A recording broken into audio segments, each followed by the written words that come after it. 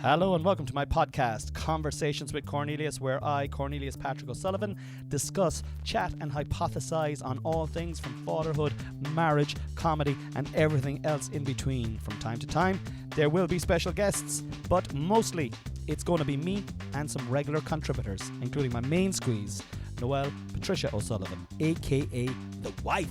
So sit back, relax and enjoy Conversations with Cornelius. Hello and welcome back to another episode of Conversations with Cornelius. My name is Cornelius Patrick O'Sullivan. I'm a human, I'm a male, I am 5'7", I am rotund, I am happy sometimes I'm sad, sometimes I'm kind of in the middle, sometimes I don't even know what the fuck I am. Do you ever fucking be going around the place and not know what the fuck you are? What kind of a mood am I in today? Would you ever ask that question of yourself? Would you ever be just driving along and going, I don't even know what kind of a fucking mood I'm in today? And if you are asking yourself that, you're probably in a bad mood. Because, like, what kind of a tone is that, you know? Anyway, I'm in the John Hume War Room. It is, what date is today? Do you know? What are you staring at me for? Oh, I just wasn't going to talk today until you introduced me, but right. that's gone. All right, okay. Do you know what date it is, though? It's the 16th. 16th. What does my watch say? My watch says the 17th. What? Bloody watch. Urgh. I'm shaking my fist. And you're right, it is the 16th. It is Monday the 16th of October.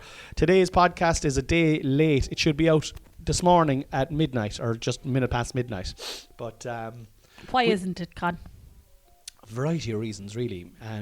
Main reason being I am incredibly busy, brilliantly busy, fantastically busy, happily busy.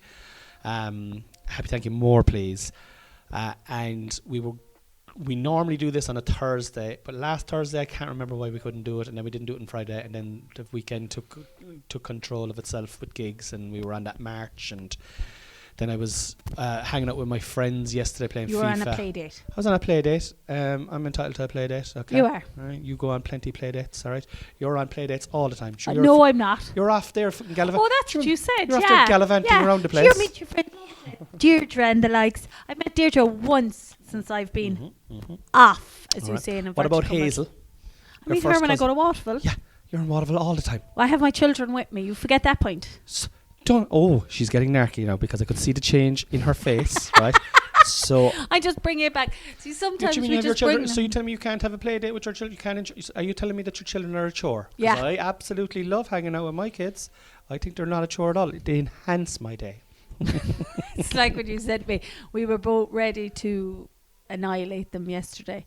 You on the way up and me on the way down. That was on Saturday. No, it was yesterday. Wasn't it? No, on the way to the match? I wasn't in the match. I didn't go to the match. Oh, no. So, yeah, you're right. It was on the way to the march. Not the match, the march. And then that evening, Connie was gone gigging. And working. Yeah. No, that's toiling fine. in the fields. But you were gone, like, I'm going to see what time you sent it. But you were gone off and you had left them. So you had that post ready to stab them, like, guilt that comes over every parent. It's like when they go to bed and you're like, oh, they're really cute actually, aren't they? They're lovely. Or when you drop them off at school and you're like, oh, like, you love your children more when they're not near you. Or when they're asleep. Or when they're asleep, yeah, when they're not near you. And I kind of set me on this video going, remember when your children are annoying you, imagine 20 years time, you'll be wanting this moment back. You could go back in time, yeah. You'll want, and this is the only moment that you see your children. Is this what you want it to be, or something like that? And I was still in the throes with them, and I just. You're right. I actually did send that yesterday. Oh, you sent it yesterday? Yeah, when you were off on your play date without the children, and I was with the children, and I just want to protect them, babe, because I know what you're like. You're violent, okay? And I'm like, okay, maybe if I send this to her, this will give you a little bit of a fucking calming down I'm thing. not violent, by the way. You're putting this out to the world.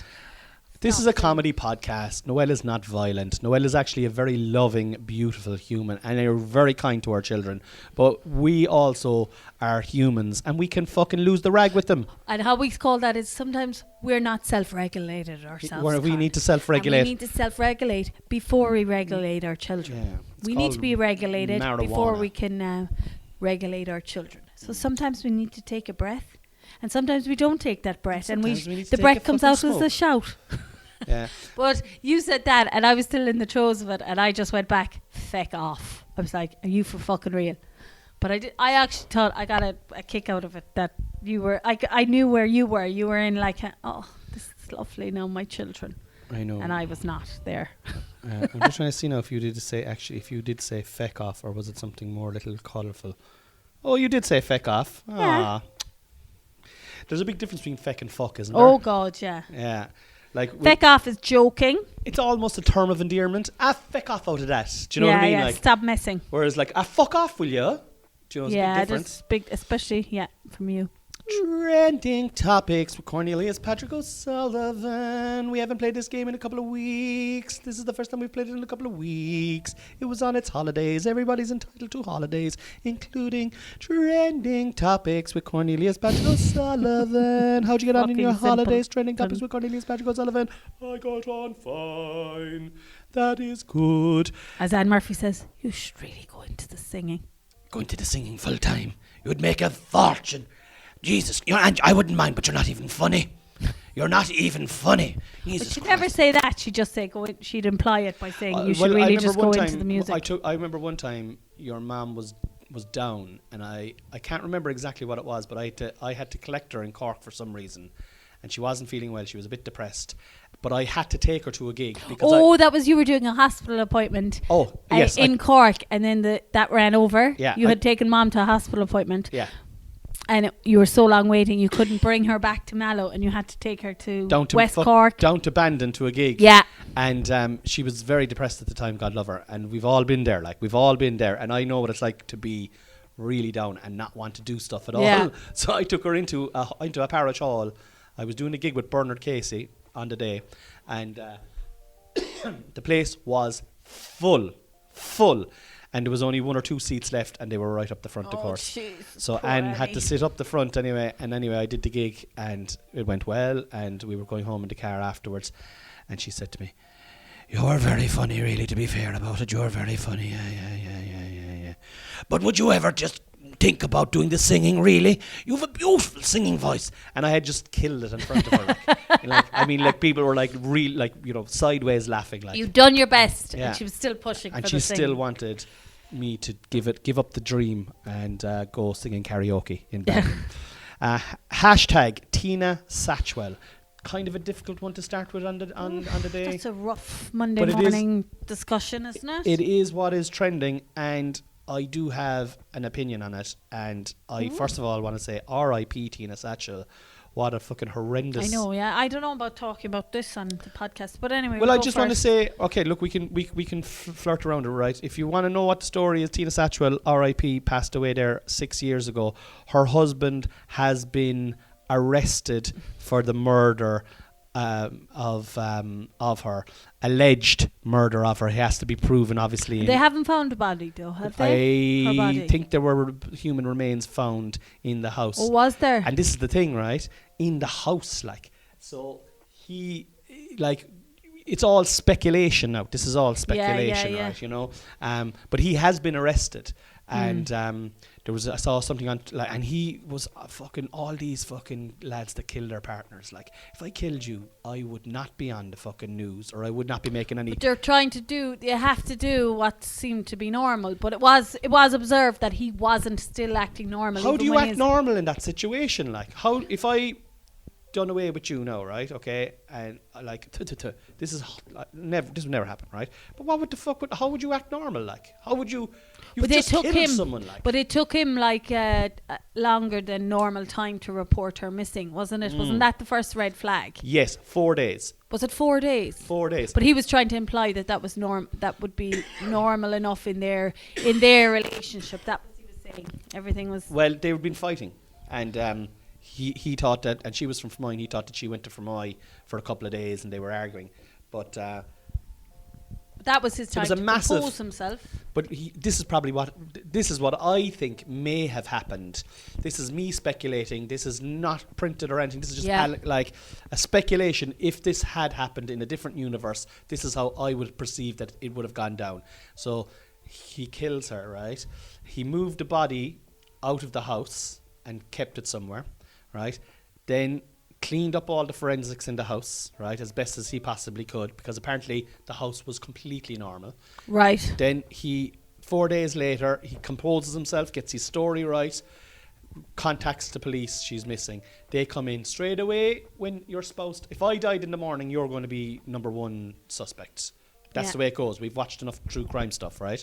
They'd probably be like, how did you last so long with him? I come back and haunt you, girl.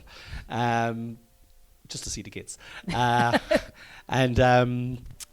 So then they came, they checked the house upside down, inside out. They have the whole place. They're like, okay, there's no one in the house. But there was a massive hunt, or like a search for her body all over Youghal and Middleton and East Cork. And he was like, there was cameras inside the house, and he was standing in front of her wardrobe with all her clothes, and he was like, she left her clothes here. Do you know what I mean? Like, fucking, this is very... Like, and they were together years, that's the thing. Years and years. I saw something that normally if you're killed by a spouse, it's within a certain number of years of being married. It's early on. He's after adding it on there now. He's changed the average now. It's changed. He's brought the average up. Yeah. No, it's terrible. It's terrible. but at the same time, like, you know what I mean, there's hope for us all. But no, like, I just think I was talking to I was playing FIFA with the lads yesterday, right? Play date. I think in his case, this might be controversial now, right? Oof. I think the death penalty should be brought back for someone like him. And for fucking paedophiles. Why would you suddenly say him as opposed to any other I'd murderer? say him now, right? Because he's evil. If it's proven that he has done what he's been arrested for, he is the personification of evil. He lied categorically to every single person and kept that lie alive. The majority of murderers do that, like. Do you think every murder premeditated? I think premeditated. We don't know it was premeditated. Well, fucking maybe it was manslaughter. Maybe she pushed him and he pushed her, and then she banged her head. Yeah, but then like you're not going to go away then for 6 years. You're not going to go away for 6 years then and lie convincingly and then take a body out of the house and then bring a body back into the house. And they had to excavate. Like, we have to find out all these details. We're saying a lot of allegedly stuff here now as well, because this is all stuff that's going on in a parallel. We don't have the facts. A parallel universe. But that's Tina Satchwell. R.I.P. poor Tina Satchwell. That's that's the actual tragedy here. She's 47. She's my age. Although we decided last week I was 46, wasn't it? She'll be my age soon, or I'll be her age soon. You'll be 47. And her life was just ripped away from her. It's fucking ridiculous. And I think someone like that, inside in a cozy prison cell with Wi-Fi and Sky. I don't know, and I just think, I don't know why you would differentiate between him and any other murderer, anyone who premeditated murder. I think there's different types of murder out there. I think like there's I just think there's different types of murder. I think that is premeditated, planned, continuous evasion, no remorse.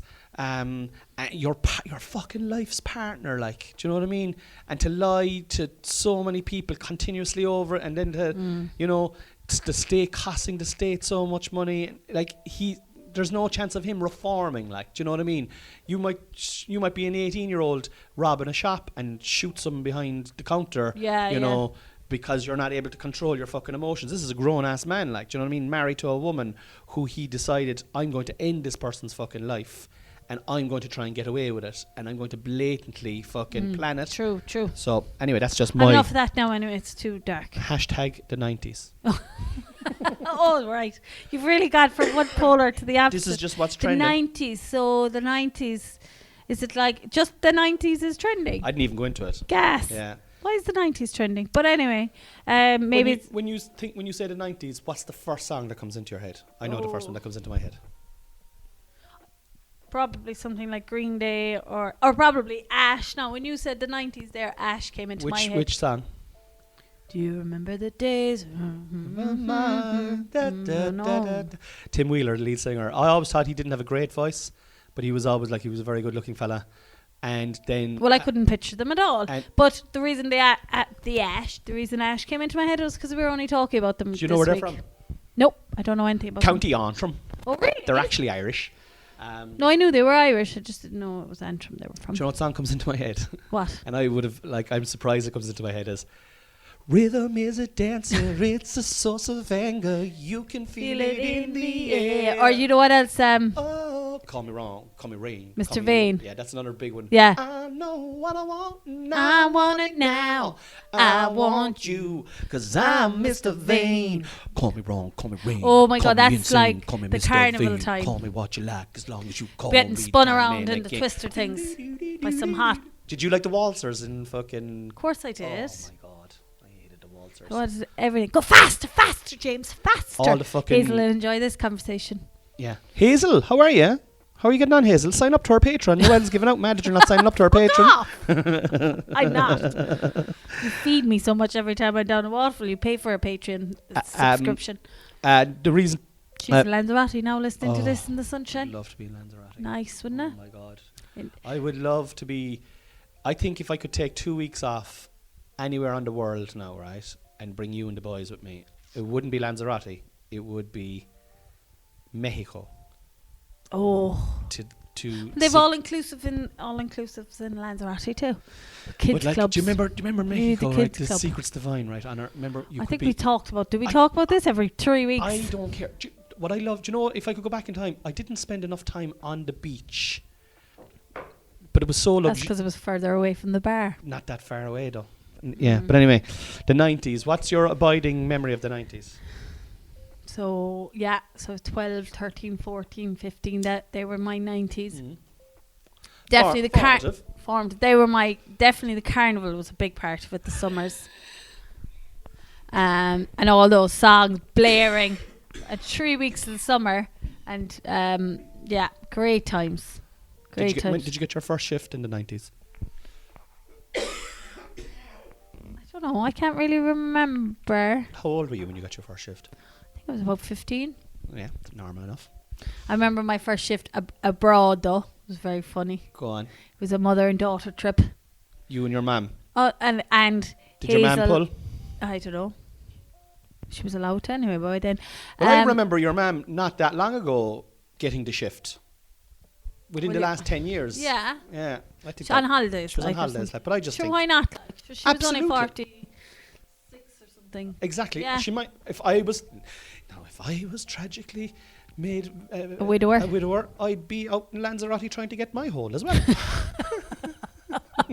But I remember... The house I been don't know. paid off. I don't know, was it that trip or was it another trip? We went on a good few mother and daughters trips, so that would be myself, Hazel, myself and Mum, Hazel and her mom, and Lucy and her mom, Lucille. So your 3 cousins. Yeah. And your 3 aunts. Yeah. With 2 aunts and mum. Yeah. But I don't know, was it that trip? But one of the trips anyway, there's Veronica's strip. Is that a Lanzarote or is it Tenerife? One of them. And we were warned before going, do not go near this strip. It's wild. It's too busy. It's crazy. You don't need to be going near it. Of course. That's all you want. That's the only place and you it's want not to go then. Like. Be out to go there for the racket. But it was good fun. But yeah, and it was oh my God, it was some really fucking Irish song. It was my first foreign shift was under an Irish flag in this is cool. oh my God, what was the song? Who sang? Give me an idea. It was one of the kind of not rebel songs, but it was something about Ireland. You know, like. I can't remember. It might come back to me. But it was under an Ireland flag, a shift. What about just a little bit of a digression there, right? I did a gig the other night and I came home and it was about 1 o'clock in the morning, and you always wake up when I come home, no matter how deep a sleep you are in. I'll come in, I'll try to be quiet. By the time I'm coming back from the toilet after brushing my teeth, you're awake. But anyway, I had got a message. This is on Saturday night. I got a message saying, "Are you available to do a gig on Sunday down in Kerry in Cremon?" No, it wasn't in Castlemaine. Castle Island. Castlemaine, wasn't it? Castlemaine, yeah. Yeah, Castlemaine, right? And I was like, "Where the fuck is Castlemaine?" And you were asleep, and you woke up, and I was getting into bed, and I said, "Babe, do you know where Castlemaine is?" And I swear to everyone listening here, and you can prove this now, Noelle. Can you give me the response, the exact response you gave me when I asked you, "Where do you know where Castlemaine is?" There was a wild Colonian boy, Jack Duggan was his name. He was born and raised in Ireland in a town called Castlemaine. He robbed the rich, he helped the poor. That's it now. That's all I know. This was that. I That think was your. there's actually a sign going into You can actually Castlemaine. sing that song, girl. That'll be my new song. That's a song. It suits your voice. It suits your voice. Yes. But like that was your response, not like, huh, what, huh? Straight into a song I'm ready from to the go. depths of I'm sleep. always ready for action. From the depths of sleep. Hashtag Rugby World Cup. Oh yeah, you must have loved that watching. No, I'm only joking. Obviously, you don't like the rugby. I watched a bit of it on the phone. I can give a fuck about it, to be honest. I find rugby elitist. I find it an elitist sport played by people in the high tax bracket who don't really give a shit. I think that's a form. Well, there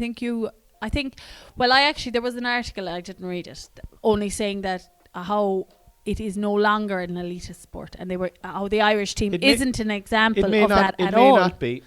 It may not be. And I think your opinion on that is a bit outdated, yeah, because you don't know enough about the Irish team to know their history or anything about them. So my problem actually isn't with the actual Irish rugby team. My problem is with the general fans that support rugby, and I'm generalising. I'm not talking about the specific. If there's 10,000 people in a stand, I'm not talking about the 15 that are sound. I'm talking about the 985 dickheads who go around and don't tell you how you do your homework, man. How you doing? Those wank stains. I think by you talking like that, you're. It's like when they say football fans are hooligans. Yeah. Come here. I'm not saying that my opinions are fucking correct. I'm just saying they're my opinions. I know. I find my experience with rugby, right, is elitist. Even in small provincial town Mallow, it was all the fucking solicitors and lawyers and bankers and how are you doing secret handshakes and wank stains, wankers who made me feel inferior and would look down on fucking people in general. And that was like, it may be a completely incorrect opinion, but that's my opinion. And I would still support them, because I remember the first match that they played against South Africa. I was doing a gig in Kilkenny, and they stopped we were doing 2 gigs, and they prolonged the second gig because of the Rugby World Cup. Yeah. And I stood there in the pub and I watched the whole match, and I was roaring and shouting. They were a great team. The Irish team are a brilliant team, and like, I've nothing against the team. There's some brilliant warriors there, and I mean, they're really good at that sport. It's elitist, though, in my opinion. And what do you like about the idea that to play on the Irish team, you have to play for an Irish team, an Irish club?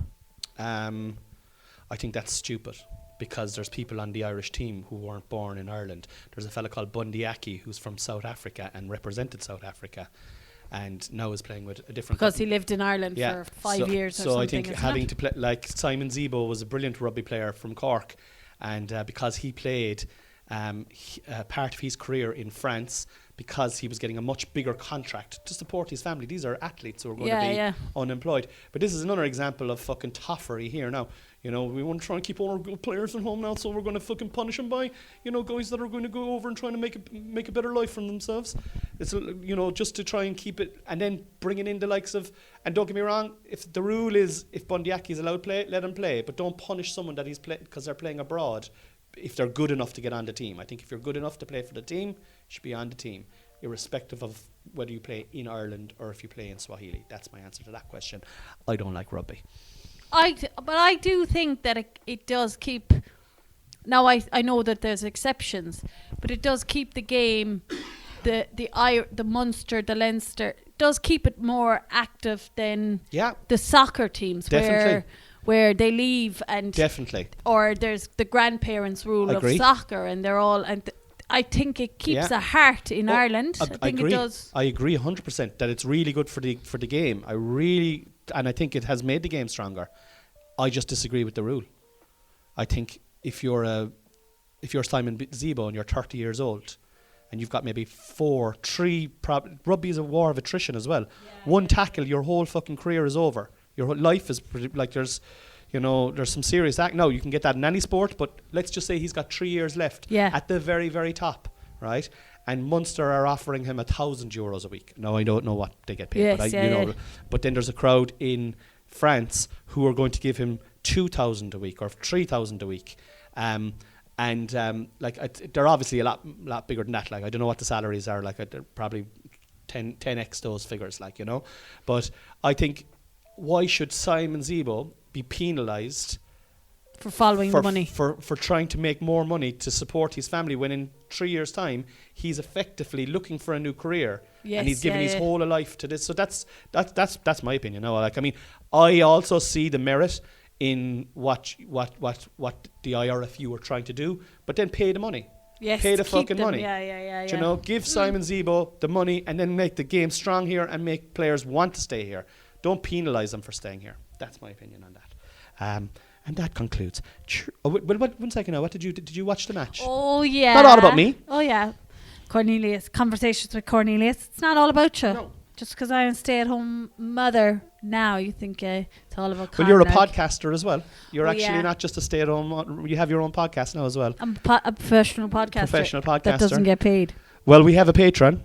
And that actually brings me on Ooh. nicely, right? Well, we got back to the rugby, or is it all about... No, we'll do the patron announcement after this. Oh, yeah. So what I did, because last week we were in Kerry and we had a lovely weekend down in Waterville, down home. And but Harvey last weekend snuck down from bed and he watched the second half of the match. So he was delighted with himself. And then, so this week he was like, can I stay up for the match? And I was like, do you know what, Saturday evening, come on, fuck, you can. Go wild. We'll go wild. And so I put Hunter to bed. And so while I was putting Hunter to bed, Bat in bed, Harv was downstairs and playing away or whatever, and I came down and I was getting him to tidy away some Lego, and like, he hates doing that, but he was happily doing it. And like, he literally turned to me and goes, we should do this more often, Mom. I mean, we hadn't done anything, but he was just so happy to be still up and excited. He was like, we should do this more often. And it was like in such a jovial, cute, like, that, like, he understood the significance of being up later. Yeah. And then, like, he was on the couch and I came in a few minutes later. The game had just started and I came in with a cup of tea for myself. And he was like, what's that? And I said, oh, it's tea. And he goes, I thought it might be a little hot chocolate. Oh. Is there any hot chocolate around? I said, no, pet, there's no hot chocolate now. And then wait, and then I went into the kitchen. Send you a video now about making hot chocolate for kids. And then I went into the kitchen and I made him a hot chocolate and I brought it in. He was like, this is the best, delicious. So he's delighted with himself done. And he was so he watched the first half, kind of, as in there was no other device available. And then the second half, both of us were pretty much half looking at the screen and half on our devices. Yeah. So, but it was lovely, and he went half up to bed then, delighted with himself that he had been up. Yeah. Of course, he was still up at 6 the following day. He was. He's. But it was nice. Yeah, we had a nice time watching it. But like that now, I think, like, I definitely am influenced by you to not be into the rugby. Yeah. Like, I would totally be into rugby otherwise, I think. Don't get me wrong, I have to say now that Irish team are fucking fantastic, and they're a credit to each other, and they're a credit to the country, and they're really good, and they're brilliant at that. It's just the industry behind rugby, I don't like what it stands for. I find it's a very capitalistic. But is that any different to soccer? It's completely different. Soccer is from the streets. You just need a goals and a ball in soccer. In rugby, it's like, if you go to Killavullen National School, like, how many people are inside there are playing rugby? Most people are playing soccer or GA. It's a working class sport. You can put two jumpers down, and once you have a football off, you can go. But that's the same for rugby now. Like, it is, but it isn't played in general. Like that. You don't see it, like, and you don't see it in the favelas in Brazil or in fucking, it's a working class sport. It's easy to learn. It's like fucking point that way and get, like, rugby is like you have to throw it backwards to go forwards. There's fucking scrums, you know what I mean? Like, there's a lot of, like, no, don't get me wrong now. The game itself, I have no problem with the game itself. It's it's the general, and there's individual people that are fucking lovely that are into rugby. And if you're listening to this and you love rugby, you're one of those people that I'm talking to, because you obviously have clearly amazing taste if you're listening to this podcast. But I'm talking about, and most people can't deny this, it's higher tax bracket, condescension, private school, fucking, how you doing, Heiners? You know, oh, what? Palestine? Oh, for fuck's sake. You know, like Yes, right, those okay. types of dickheads. So, and they're the people that I've encountered in my life. So, like, there is definitely like a mirror image to really nice, genuine rugby supporters. But I can only give the opinion that I have, and I don't like rugby or the people involved in it because of that. And Oh, I don't know if I'm making myself clear there. Will we talk about the Patreon? Yeah. We'll have no one sign up now after that. yeah. There you've just alienated, and we've lost Patreons. And that's it. Oh, well, I lost fucking followers at the weekend as well on my fucking Instagram for being myself, which is great to know that people hate me. Oh, well, you didn't gain any fans from this podcast anyway. Yeah. So, the Fuck it, Patreon, like. yeah. So, But as seriously though, honestly no, and I know now, I'm circling back, it's not that I'm fucking reinventing the wheel, but there's so many people just people pleasing out there, like just saying stuff to avoid arguments, like just give your opinion on stuff. At the end of the day, it's no fucking big deal. It's just an opinion. But like when we were going to talk about this now later on something else, like people getting objectively angry about other people's opinions is so futile. It really is. Like it really and truly. it's only is. one person's. Exactly. It's one person's opinion. Right. Talk about the Patreon there. I fucking feel like I'm You're worn ranting. out from that. Kind of are. I would have expected that though today. Kind of in a slightly off mood. If I may say so myself. You Lucky I'm perfect. It's your opinion, and I think you're entitled to it. So the Patreon. So And yes. a little smoke there now to So for the last few months, we have had the Patreon on introductory offer for the easy price of $2.50, and we've only 1 week left, and I will get around to changing it back to $5. So if anyone is interested and did want to sign up to Patreon and saying I must sign up and listen to all the wonderful back catalogue of Noel and Cornelius and all the other interviews and all the other podcasts which you have done, There's loads. there's loads there now. The Patreon is there with years. It's only in the more recent time that myself and Con have started doing a weekly podcast, Patreon exclusive podcast. And so for one last week, you can get it for €2.50. And from next week, it will be back to €5. Which is also Still very pretty small. Yeah. It just helps to buy equipment, because it doesn't exactly pay for a huge amount of stuff, but it does help with the upkeep of the Patreon, of the podcast. It does. Batteries. We're currently using a friend of mine's second microphone for the last 3 months as well. I need to buy another lead and a microphone. Well, that's our microphone actually. Is it? Okay. But anyway, yeah, so that's great. Last week I announced my tour as well. I'm going on tour in January, February and March. I'm going to be in Limerick, in Dolan's. I'm going to be Whelan's in Dublin. I'm going to be in Clears in Kilkenny. And of course, I'm doing the Everyman Theatre in January on the 27th. Tickets are absolutely flying. Thanks be to God. Thank you so much to everybody who's been buying tickets. If you are looking for tickets, if you're like, oh my God, I'd love to get a Christmas present there. Cornelius is gas.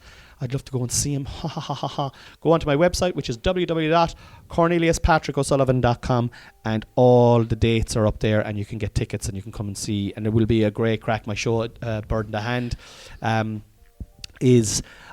have to say it's definitely the best show that I've ever written, and it's layered with loads of jokes, and it's all bit of crack, and there's stuff about Noel and stuff about my mother-in-law and stuff about weed and stuff about lockdown and stuff about just crack. They're all jokes now as well. It's all tongue-in-cheek, but it's like a good bloody fun night out. CorneliusPatrickO'Sullivan.com. Are we finished with the ads now? Because I we want have to to ask. put them in. I know you do. Yeah. But what I wanted to ask you was, Oh yeah. can you explain, because I think this is something that or the audience and a lot of mainstream people wouldn't Because we're know. not like mainstream. Well, We're like side stream. little fucking pond over there off the main stream. Frog Little pond. muddy. What would you call it? Fucking peat something. But anyway. Yeah. Okay. So that's how my day's going. Wordsworth. calm down. Fuck you. But can you tell us so you're going and you're saying I'm in Dublin, I'm in Limerick, I'm in Kilkenny. Like, you've been in all these places before, but what makes this different? Like, so first of all, I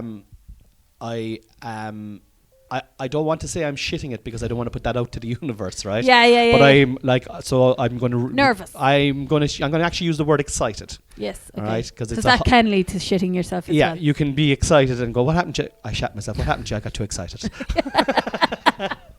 Right, so I'm going to use the word excited. I did 2 gigs in Dublin last year. Chris Kent is completely responsible for me doing this tour.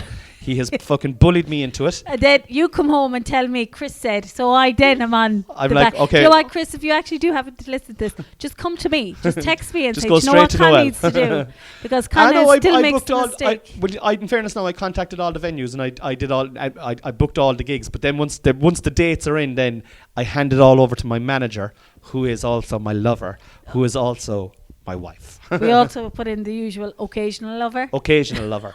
I actually have to say, and I'm going to hold my hand up here, I turned down the ride last night.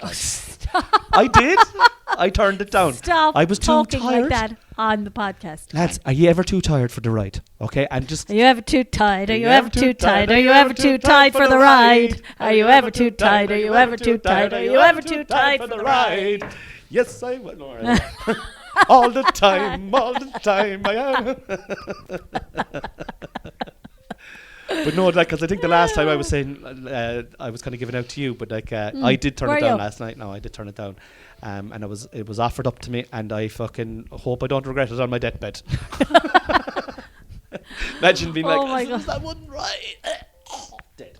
What were we talking about? I don't know. Oh yeah, you going on tour. Well, I suppose the big thing is that it's your tour. It's you. You're saying, come and see me. Come and see me. Come and see my show. Come and see my tour. As opposed to you're not in. It's not. Oh Jesus. In Limerick and Whelan's in Maybe Dublin, you should get into the singing. Clare's in Kilkenny and the everyman in Cork. Yeah, I'm just excited about it. I'm apprehensive. I'm all those adjectives. I'm teetering with kind of fear, excitement, and it's all the unknown. Like, I mean, tickets are going really well for my Cork shows. I can't tell what the tickets are going with the other 3 shows because I haven't contacted the vendors yet, but they've only been on sale a week. Yeah. But I suppose that's the difference. The difference is you've gone and you've gigged in all these places and you've been in comedy gigs or you've supported acts in these venues, but now you're bringing your show, so it's like another kind of step, like you're going, right, I'm putting myself out there for people to come and see my shows. Yes, and it's about fucking time, do you know? To be honest, it's about fucking time. And like, this is the other side of it, right? I am leaving it up to the universe to see what happens, right? I'm going to do the work. I've done the work in terms of writing the show, and I'm going to do the work in terms of promoting the show and being positive and continually motoring on and trying to do as well as I can on stage. I'm on tour. Like, I'm so blessed and grateful for Chris to have asked me to go on tour with him, and has put me into rooms like this that has helped me. And in front of audiences, big audiences that go to shows, I suppose. Exactly. Right? Like, I mean, for example, this is Monday now, right? And this weekend, I did 3 shows for Chris on Thursday, Friday, and Saturday. Thursday out in Ballincollig, and Friday in the White Horse, which is a gorgeous little comedy club. Holds about 130, 140 people. And then in the Everyman Theatre, where I'm doing my own show in January, on Friday and Saturday, to 2 full houses. Like, so you've got you're in front of 2 audiences that love comedy. Exactly. And as we had said last week, we were kind of looking at the our ticket sales last week. And I say our ticket sales because I genuinely, and I've said this to you all the time, and I'm going to say it again, this isn't me, this is us. This is like all the work that I do on stage is all, I'm able to do it because of you. But I am. Shucks. But I'm able to do it because we work together as a team. So it's like, any of my successes, they're not my successes, they're our successes, or failures. So if we fail, it is all your fault. All right? No, I'll just take the praise.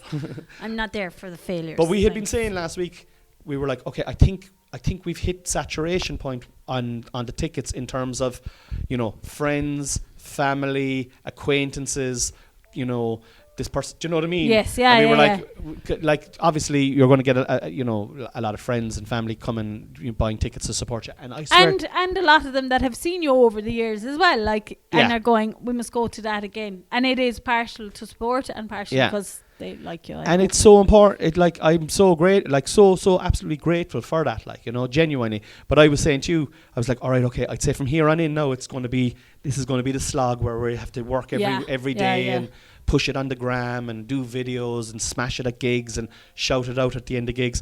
So this weekend then, I just checked tickets there this morning, and I think we sold maybe, I think it was 22 or 23 tickets this week just gone by, which I'm fucking delighted about, because they directly came from, I have no doubt about it, they directly came from those shows that I did this weekend, because I was at the end of those shows, I was standing outside and I was talking to people and they were like, oh, I'm going to come to your show, I'm going to book tickets to your show. Book them right now, in front of me. And that was it. Take out your phone. Saying. Bring your phone over here. I'll actually do it. Cornelius Patrick O'Sullivan. Cornelius Patrick O'Sullivan. Double that. Oh, but, yeah. But like that is one thing that can bring the anxiety if you focus too much on that. Like what I'm trying to focus on is being funny on stage. Yes, and doing what you have to do, and I get what you mean now about, so you do what you have to do, and then the tickets will be there or they won't be there. It's the seats. And I have to do Kilkenny, even though I've only done 4 gigs in Kilkenny. I have to do Dolan's in Limerick, even though I only have 2 gigs done in Limerick in the last year. I have to do Whelan's in Dublin, even though I've only 2 gigs done in Dublin. So what can the people listening to this podcast now do? Because obviously if you listen to this podcast, I'd hope that you're a fan of cons. Yeah, I don't know. You'd have a lot of haters listening as well. Would you? I don't know. Like most people that listen to this absolutely hate me. That's it. Like, I mean, they're just listening out of fucking spite. Yeah, they're going, what the fuck are they talking about? Well, do you know what? Keep listening, all right? Keep giving us those numbers. But is it like and share again? Will we say like and share? And if you don't know how to like and share, find out. For what? Like and share your stuff, your reels. You're going to be doing a lot of reels coming up, right? I'm going to be doing. That's my next plan now. Is I'm going to try and get a few reels together and a few videos together. Start pushing it out that way. But like, honestly, okay, this is the bottom line for me, right? I'm fucking so happy.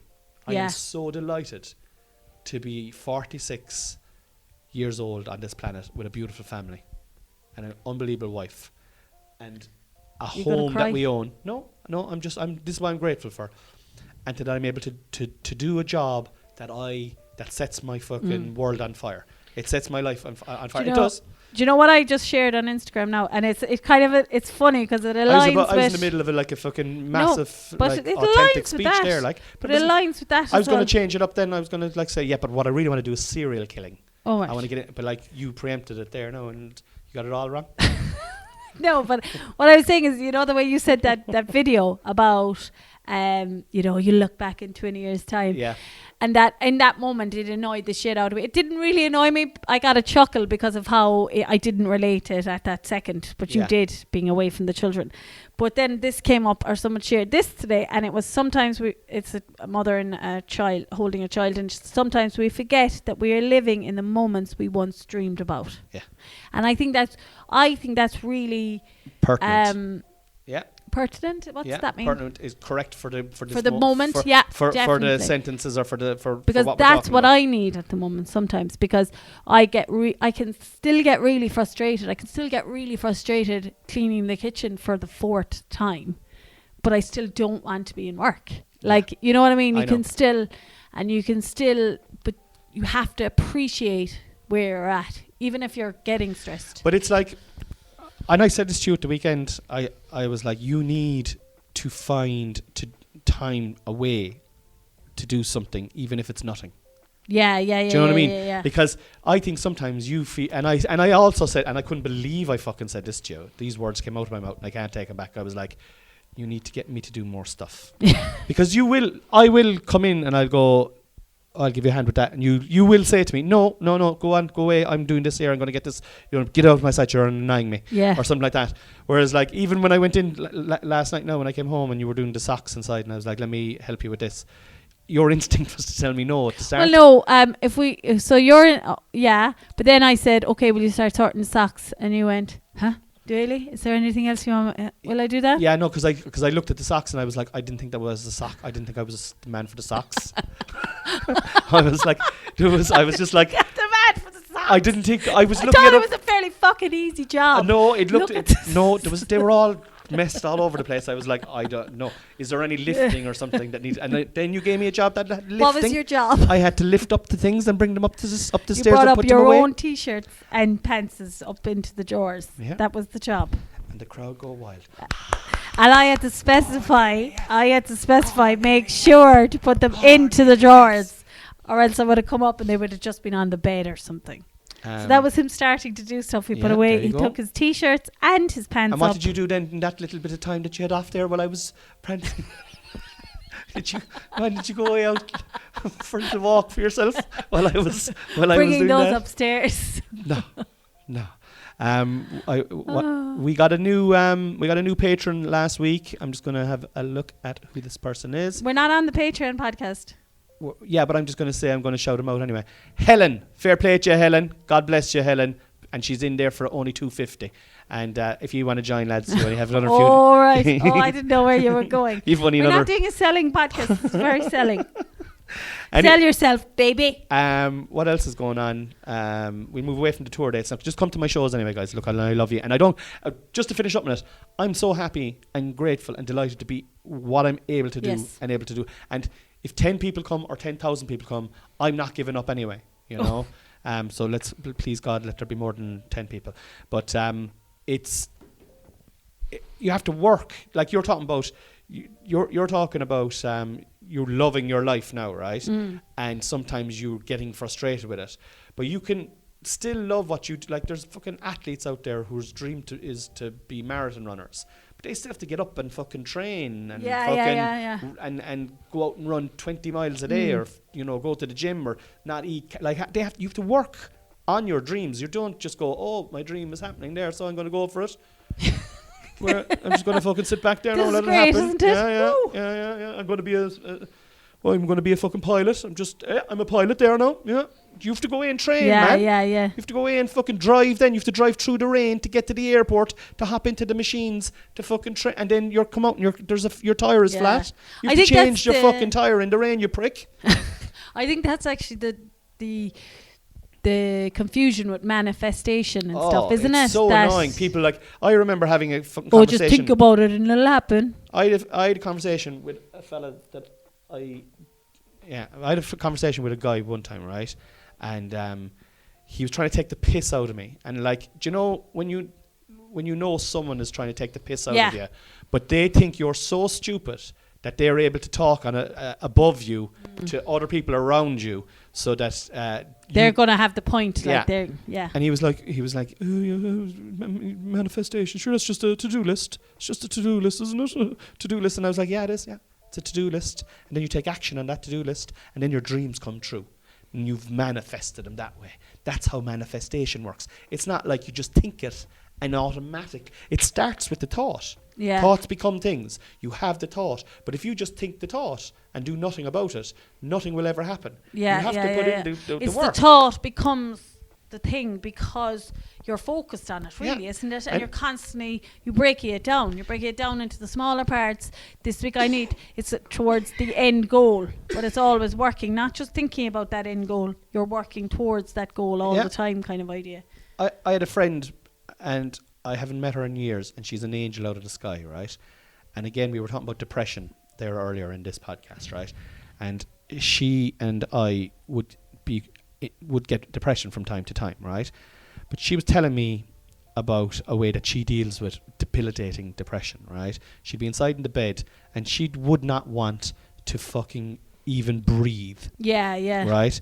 But she'd have to get up and go to work, right?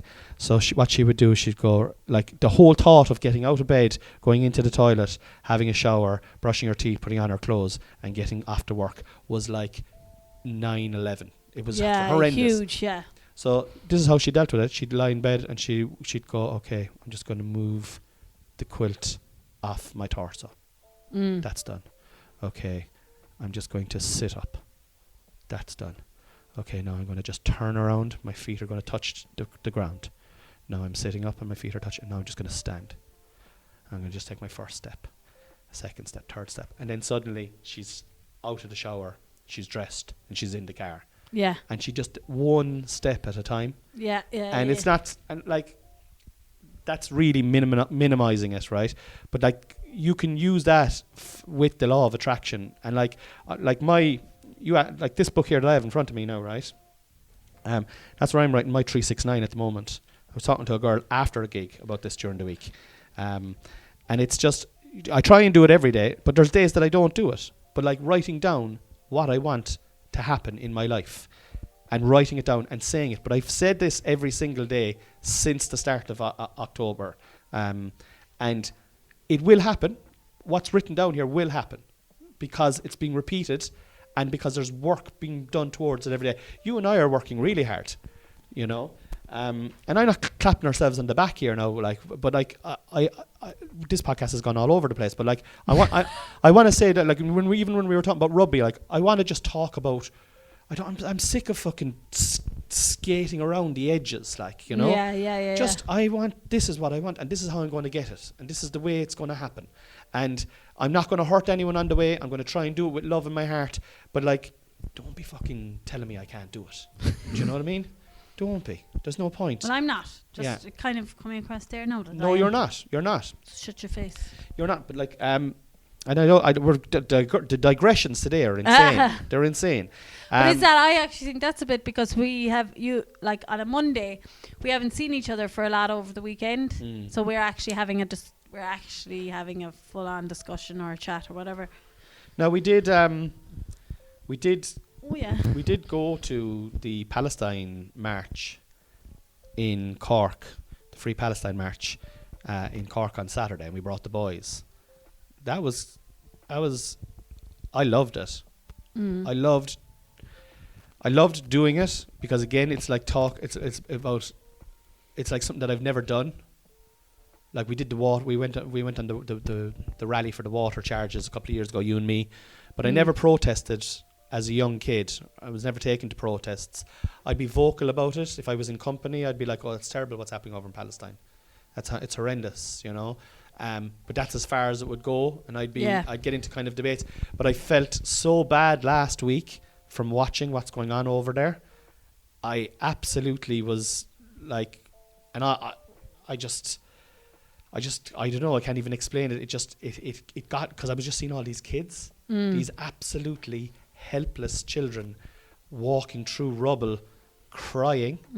And I watched this TikTok where there was this girl talking about all her family being, like, this girl now is about 7 and her sister is about 5 and her sister sitting beside her, and her mum and dad and uncle and aunt and cousins are all killed in a bomb, and she's taught, and it's being translated underneath, but it's the 5-year-old girl in the background, her sister, whose face, I swear to God, I don't know if you've seen this TikTok. No, I didn't. Her face broke my heart. And I remember saying to you, it definitely affected my mental health last week. Yeah. And I said to you, I just want to go on that march and I'd love to take the boys. And to your eternal credit, you didn't know much about what's going on over there, nor do I, also, by the way, or the history of the conflict. But it's the this apparent onslaught and definite fucking genocide that's about to happen. Well, I suppose from my point, you were definitely getting very much into it last week. And as you said, yeah, it was definitely starting to affect your mental health. But like, I suppose I took what you said, and you were saying we're going on this march. But like, I wasn't going to march for something if I didn't know what I was marching for. I know that my views would likely align with yours. Do you know what I mean? But I needed to know why. Like, as I said to you, imagine if there was a camera crew and they came up to me going, how do you feel strongly about Free Palestine? And I'd be like, yeah, because he told me we were coming, so I'm here. Because I don't let the TikTok side, I don't let that in. I can't let it in. Yeah, I know myself. You're good at that, and I think but that's great. Then And I also feel with TikTok, I think TikTok is so subjective because it sees what you watch and it puts that in front of you further and further and further. Yeah. That's what. So a particular point, if a Yeah. particular point is what you've watched, and like, then that's what's in front of you.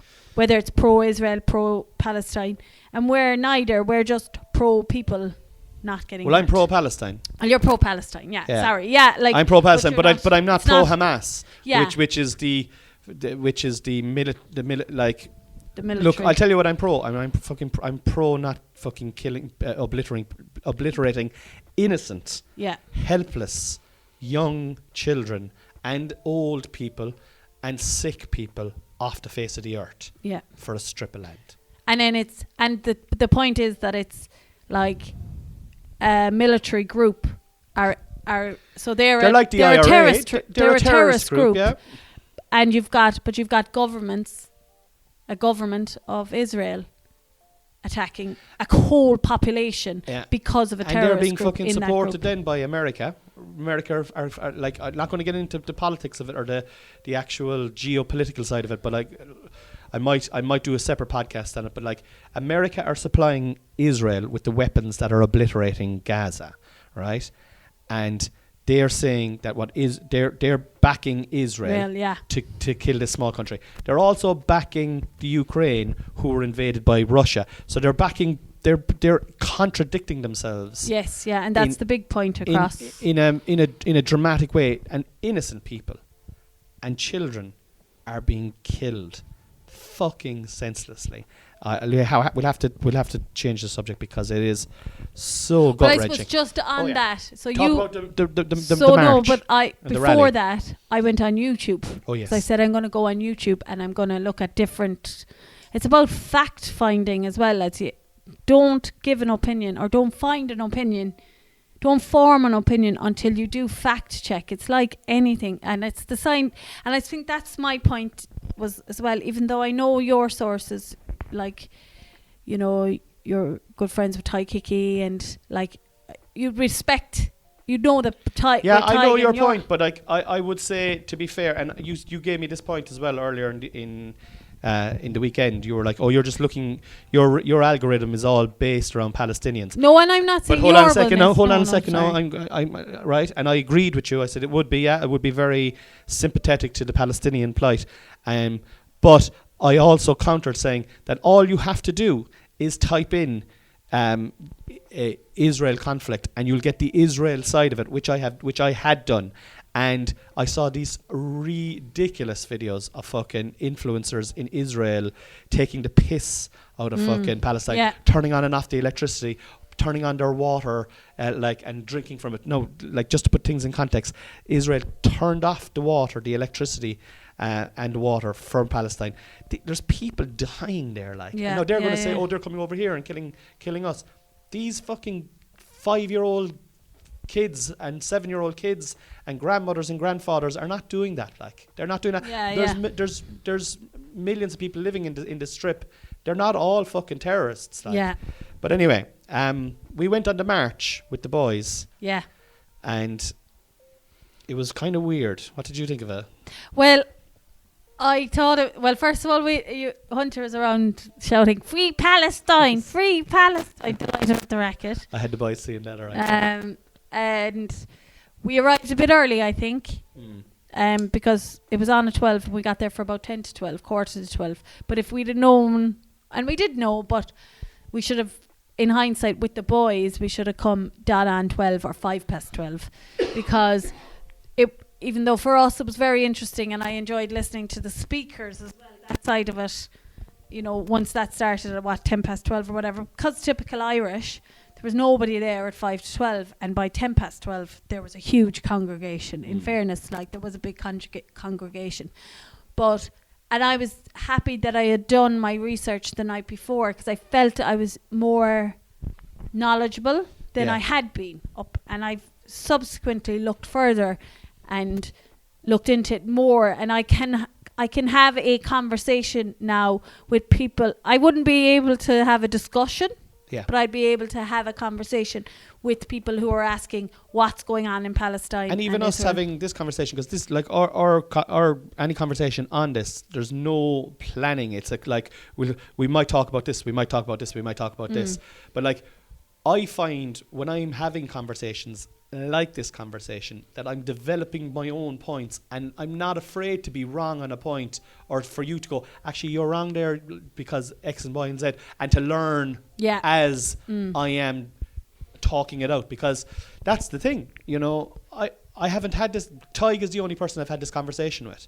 You know, if I try to talk about the conflict with Palestine with, you know, I just don't know who, bar you and Tig, I just don't really know. I talked to Chris a small bit about it. Actually, I did talk to Chris last week a small bit about it, and he was making some good points actually.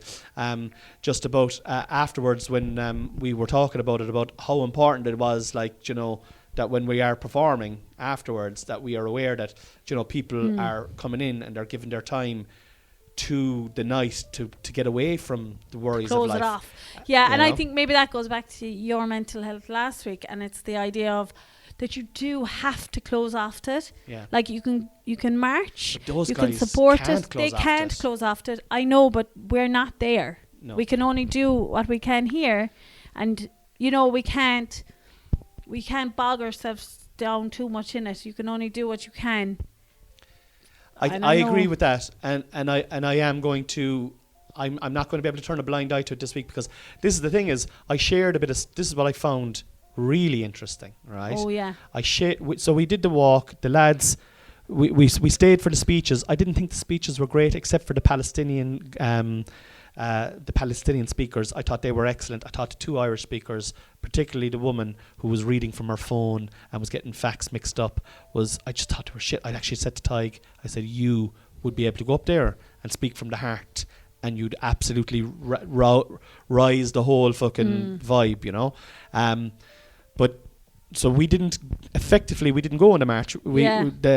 So we listened to the speakers, and then we went across, because the lads were promised ice cream afterwards. And we went over, and we ended up in Fastal's actually, getting pizza, and the fucking march ended up coming right out. So we watched the march, but like it went from So we learned that the boys it was too long for the boys, and it's a bit disappointing, because if they had, I think Harvey would have enjoyed it if he'd have gone on the march, walking around and, you know, shouting the chants as we walked around, rather than, because it wasn't a big walk. When the march was coming up Oliver Plunkett Street, I was standing outside and encouraging it on and doing a few free Palestine kind of vibes, but Harvey came out and was holding my hand for about 2 or 3 minutes, and he was saying free Palestine as well. Yeah. He was like. It's not that you're trying to indoctrinate them into it, but it's just like, I think we live in a world where you're better to be educated on stuff to a certain degree. And like, I haven't said anything about Israel or Palestine and stuff like that. I've just said we're just supporting the Palestinians, the little boys and girls that are out there that are going through a war at the moment. And like, I didn't get into it. And then, like, do you know what he said to me then? Like, he's so funny. Sometimes he goes, do you want to go to a shop and buy a lot of guns and send them over to Palestine? And then I was like, all right, okay, we need to stop talking about Palestine now in front of Harvey. But it is, I suppose, it's showing them that you're standing up for what you believe and taking an interest in stuff outside our bubble as well. This is exactly what I was talking about. Is if you have an opinion, try and be honest about your opinion. Don't be fucking colouring around the edges. If you don't like Irish rugby, say why you don't like it, and then be convinced otherwise by someone else who has open to discussion. And be open to discussion. Be open to be open to learn. Yeah, that's it. The Improv Panto is back this Christmas, guys. I saw. I was coming into Cork there last week, and I saw that they have a big sign up on the side of the Opera House. Last year I saw my face on that sign. This year I didn't see my face on that sign, because in February of this year I rang Laura and I said that I was going to be stepping aside after 7 or 8 years of unbelievable years of performing with the lads, and it's one of the best things to do at Christmas, go to the Opera House. And we used to do all different types of pantomimes, and it was great crack and all that kind of stuff. But I kind of came to a creative decision early last January, late December. I was talking to you about it, and it was like it is a very good gig from a financial point of view. And like for the last selling out the Opera House. It's hard to, and like I mean, we got many's the standing ovation we got, and I got a bit of notoriety from it, and you know, I still get people stopping me in the street. I genuinely still on a regular basis going, "Are you in the Improv Panto this year? You're a guest in the Improv Panto. I love the Improv. We're all going from work, blah blah blah," and stuff like that. And I would encourage those people to continue to go because it is brilliant. But I'm gone from it now. Never say never. I might go back and do the odd show if they were ever stuck or, you know, but like I am gone from it. And I saw that sign this week and my face wasn't on it. And I have to say, I didn't feel an ounce of regret. And I was delighted with that because I did think that. You didn't know how you'd feel, I suppose, right? I was kind of going, because it was such a big decision. Because for us, like, it's from a financial point of view, it was like fucking, right, okay, that's a good fucking... And this was prior. You made a decision without having any major plans to replace it, and I was still working. And you were still working, yeah. So it was going to be, as the year went on, it was going to be interesting to see how you felt come now as it's announced and stuff like that. And as you say, it is the main stage of the Cork Opera House, which is it's the biggest stage in Cork, it's the biggest stage in Munster. And to be up there in front of 1,000 people 5 nights a week, 5,000 people over the space of Christmas, and making them laugh and just acting like it's so mad. It's such a mad concept. Like having fun. Having fun. And and the gang are so talented. And it was a difficult decision, but I have to say, I'm really and I'm sincere in saying this. I'm at a place where I'm like, right, okay, great. I wish those guys the best of luck, but I'm excited that I'm on a different journey, or I'm looking for something else to fill the hole. And luckily, Chris asked me to be support, and that's really filled in the void there. Yes, But if it hadn't, I would have definitely done something anyway. Yes, you had planned you do something, but it's great to see that your risk paid off. I suppose you took a chance and decided. Take a chance, change your mind. But you know what we should talk about to finish it is when we were watching the Michael Jackson videos last week. Did we talk about that on the Patreon? Did we? I don't think so. Maybe we did. Tune in and listen. I don't know. But anyway, we'll talk about it here. Sure. Feck. The boys, Hunter's gone so mad into dancing at the moment, isn't he? Really, it's really upped his wanting to dance game, and he's a tidy little dancer, a lovely little hip, dainty. He's like gets it to the moves. It's not on rough and tumble like Harvey, all into big jumps and thing. Whereas Hunter's more into the hip moves and the feet and the fingers and the facial expressions and stuff. But so kind of we decided we put on Michael Jackson, and then it was like, we put on Thriller. And I had never seen the video for it, and suddenly Connie puts it on, and it is really scary. The two kids, I forgot how scary it was. Petrified, and we had to turn it off straight away, and then try to find something that was, but like and it was just before bed as well, and we were out to, like they were we had traumatized the children comes across before bed, like so. Just a word of warning. A word of warning, do not put on Thriller for your kids thinking it'll be a nice family bonding dance moment, because it's not. But then Hunter actually... So he was petrified, but then the next day he asked me to put it on. Put on the Scare Away video. I won't be scared anymore. I won't be scared, Dad. And I was like, all right, okay. So he's trying to face his fear here, like, because he was really afraid. I was like, okay, he's trying to face his fear here. Okay, I'm going to help him here. Even though I was thinking to myself, oh no, I shouldn't put that back on. I put it on, and he was dancing away, and he was getting into it, and he was like that. First of all, Thriller is an amazing music video. It was produced back in the 1980s, like, and it still holds up. The dancing in it is insane. Like, Michael Jackson is or was one of the best entertainers that ever was on this planet. Like, and fucking hell, like, he's dancing is unreal. But Hunter was copying the dance moves from the ghouls and the goblins, and the dance routine. Oh, it was so funny, like, but heartwarming as well. But yeah, so just goes to show, you know, you might be afraid of something, But you know what? The next day, has to watch that video again and face your Fucking fears. Egypt. Do you know what? That's kind of a good symmetry now on this kind of a fucking Egypty kind of a podcast. Yeah. Yeah. Will we say anything else? Will we go away? No, I think it's time to say goodbye. All right. See you next week. to- Am I on next week? The main podcast? Don't know. Let's see. I'd say you are. I'd say you are, yeah. I'd say you are. Okay. Sure, I love talking to you. You're great. I suppose Love you. I am. Yeah. I love you. Go on, you I simpleton. Get off. love Shut you, up. Turn it off. Liberian girl all the time. Shut up.